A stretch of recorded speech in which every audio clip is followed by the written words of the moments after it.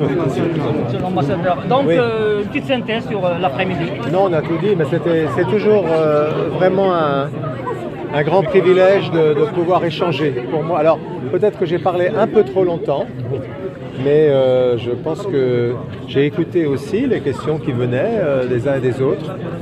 J'ai essayé toujours, moi, modestement, parfois j'y parviens, parfois j'y parviens pas, d'essayer de saisir un peu cet état d'esprit, parce que c'est ça qui m'apporte le plus.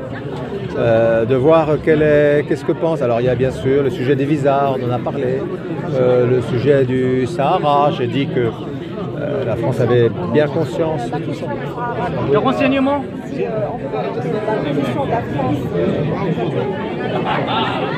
La position de la France, c'est que nous avons conscience de l'importance de ce sujet pour le Maroc, nous avons conscience des évolutions du monde et dans le dialogue que nous avons avec le Maroc, bien entendu, cette question, comme elle l'a été depuis 2007, sera forcément évoquée et évoquée dans la logique de poursuivre l'intimité, le partenariat dans les années, les dizaines d'années à venir. Monsieur l'ambassadeur, le Maroc vient de nommer une nouvelle ambassadrice. Oui, oui. Il devrait présenter ses résultats. Oui, dans quelques jours. Donc, est-ce qu'on peut dire que cette nouvelle nomination, le choix de la personne de Madame est-ce qu'il incarne une volonté justement de renforcer les canaux de communication, sachant que c'est une dame de communication? Moi, je trouve que c'est vraiment quelqu'un de formidable. Hein. J'ai la chance de lui parler assez régulièrement avant qu'elle parte et depuis qu'elle est à Paris. Elle me semble vraiment être la bonne personne au bon endroit. Enfin, ça c'est mon appréciation de français. C'est pas à moi de juger et de désigner les ambassadeurs du Maroc, mais par sa personnalité, par ses contacts, par son dynamisme, je suis extrêmement heureux d'avoir, comme on appelle, mon homologue, ma partenaire diplomatique à Paris et moi ici à Rabat.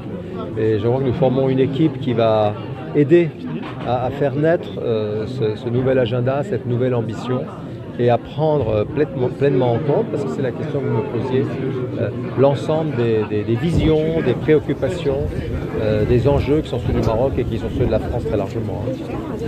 Quelle perspective, monsieur? Comment ça va apporter un coup de pouce aux relations avec le Maroc? Ça, il aura l'occasion de le préciser, mais il a déjà dit que le président de la République lui a confié, parmi toutes les missions qui sont celles d'un ministre des Affaires étrangères, la mission d'écrire un nouveau chapitre, c'est ce qu'il a dit, de la relation franco-marocaine.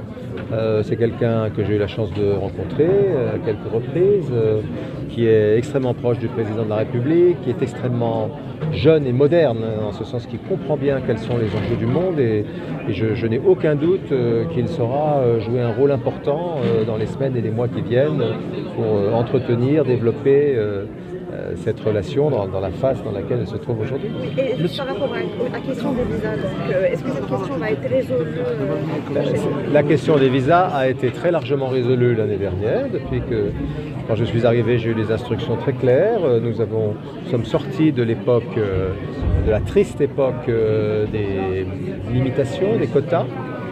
Nous avons pu donner à nouveau 100 000 visas de plus, soit une augmentation de 70% par rapport à l'année passée. Nous refusons peut-être aujourd'hui un visa une demande sur 8. Les visas, c'est pas automatique, c'est pas un ticket de métro. Et donc il faut évidemment remplir un certain nombre de conditions. Mais comme la plupart des gens qui demandent des visas les remplissent, eh bien nous accordons les visas. Et aujourd'hui, les limites que nous avons, ce ne sont pas des limites politiques, ce sont des limites qui tiennent à la capacité de nos équipes consulaires à traiter une demande qui est très forte. Voilà. C'est pour ça que nous travaillons à améliorer encore l'efficacité de ce dispositif et la manière dont la relation qu'il a avec ceux qui demandent, parce que je crois que c'est très important qu'on vous donne le visa ou qu'on ne vous le donne pas, que chacun soit respecté et traité à sa juste valeur, comme un ressortissant d'un pays ami et de gens avec lesquels on est en train de construire l'avenir. Monsieur l'ambassadeur, bref, sur les perspectives des relations économiques. Les perspectives de relations économiques, je dis, elles sont très bonnes et elles vont continuer à l'être. Mais nous avons un certain nombre de chantiers à mener ensemble, c'est ce que j'ai indiqué, parce que le monde change. Et donc les défis que nous avons remportés ensemble, peut-être il y a 10 ans ou 15 ans, ne sont pas exactement les mêmes. Par exemple, la question de l'énergie va être centrale. Et là, on a un gros partenariat à construire. Le Maroc va devenir une superpuissance des énergies renouvelables. Nous voulons être partie de cette aventure au Maroc, et puis aussi parce qu'il est probable que nous aurons besoin aussi des énergies vertes qui seront produites ici pour notre propre développement économique.